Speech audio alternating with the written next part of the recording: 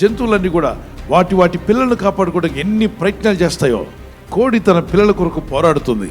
గద్ద వచ్చి ఆ పిల్లల్ని తీసుకుని వెళ్తున్నప్పుడు తల్లి కోడి ఎంతైనా పోరాడుతుంది.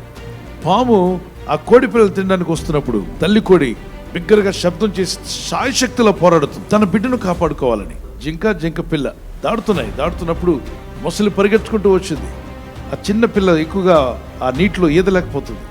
దాన్ని పట్టుకోవాలని వస్తుండగా దాన్ని డైవర్ట్ చేయడానికి తల్లి పిల్లను బానిచ్చి దాని మూతి దగ్గరికి వెళ్ళి మొసలి దగ్గరికి వెళ్ళి, ఇదిగో నన్ను అందుకో, నా పిల్లని ఎందుకు అందుకుంటావు, నేను నీకు అందుబాటులో ఉన్నా అని చెప్పి దారి తప్పించి, ఇది కొంచెం బలమైంది కాబట్టి తల్లి అది అందుకునేలోగా పక్కకి వెళ్ళిపోతూ తన పిల్లలకు సైన్ చేస్తుంది. తన పిల్లకి నువ్వు త్వరగా దాటి వెళ్ళిపో. తల్లికున్న ఆ హృదయం చూడండి. దానికన్నా శక్తివంతమైన శత్రువు వచ్చినప్పటికీ, దానికన్నా బలమైనటువంటి శత్రువు తన బిడ్డ మీదకి వస్తున్నా, నేనైనా చస్తాను కానీ నా బిడ్డను మాత్రం చావని. పిల్లలను కాపాడడానికి తల్లి ఎలా పోరాడుతుందో, పరలోక తండ్రి ఆయన బిడ్డలను మనల్ని కాపాడుకోవడానికి ఆయన పోరాడతారని నమ్మిన వారి దేవునికి స్తోత్రాలు చెప్పారు.